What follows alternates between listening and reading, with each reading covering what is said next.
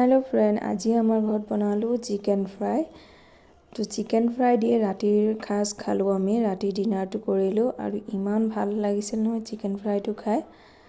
আৰু chicken fry পালে মোৰ ছোৱালীকটো একোৱেই নালাগে, দেখিছেনে? অকল আমি চিকেন ফ্ৰাই দিয়ে ৰাতি ভাত খাজ খালো। এয়া মোৰ ছোৱালী, তাই কিমান ভাল পাইছে। আমাৰ ঘৰত যদি কোনোবাই চিকেন ফ্ৰাই বেছিকৈ খাই ভাল পায় সেইটো হৈছে মোৰ ছোৱালী। এতিয়া আহকচোন মই চিকেন ফ্ৰাইটো কেনেকৈ বনালো চাওঁ।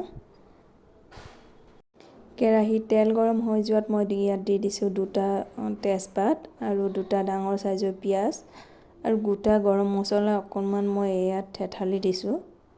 তাৰপিছত এইখিনি অকণমান লাৰি ভাজি ল'ম। এতিয়া মই ইয়াতে দি দিম আদা নহৰু আৰু জলকীয়া পেষ্ট, লাৰি দিম আৰু টমেটো এটা কাটি দিলোঁ, লাৰি দিম। এতিয়া আকৌ ইয়াতে দি দিম নিমখ, হালধি, লাৰি দিলোঁ। আকৌ দিলোঁ মই ইয়াতে নৰসিংহ পাত অকণমান আৰু জিৰাৰ গুড়ি, ধনিয়াৰ গুড়ি আৰু চিকেন মছলা দি গোটেইখিনি মছলা মই একেবাৰে ভাল কৰি ভাজি ল'ম।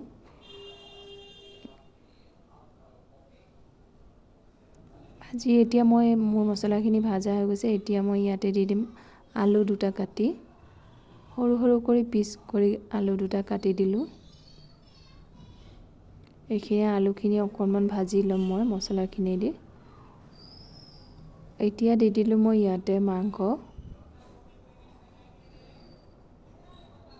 মাংসখিনি অকণমান লাৰি ল'ম।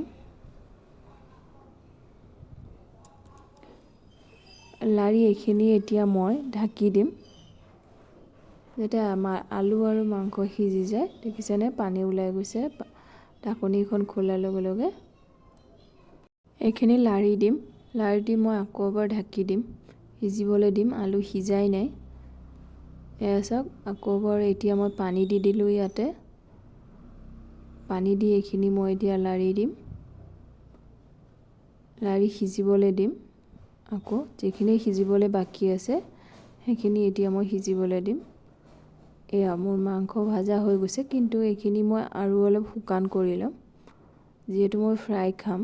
আজি শুকানকৈ ফ্ৰাই কৰি খাবৰ মন আছে, সেইকাৰণে আজি মই একেবাৰে শুকান কৰি ফ্ৰাই কৰি ল'ম। মই এতিয়া ঢাকনি নামাৰাকৈ এনেকৈ শুকান কৰি ফ্ৰাই কৰি লৈছোঁ। দেখিছেনে? এনেকৈ বনালে আপুনি ভাতৰ লগত দালি নালাগে, এইখিনি মছলা দিয়ে আপুনি সানি খাব পাৰিব ভাল কৰি। এয়া মোৰ মাংস ফ্ৰাই হৈ গ'ল। মোৰ ৰেচিপিটো কেনেকুৱা লাগিছে নিশ্চয় জনাব, আশা কৰিছোঁ ভাল পাব। ভাল লাগিলে লাইক শ্বেয়াৰ কমেণ্ট কৰি দিব। আজিলৈকে ইমানেই, বাই বাই।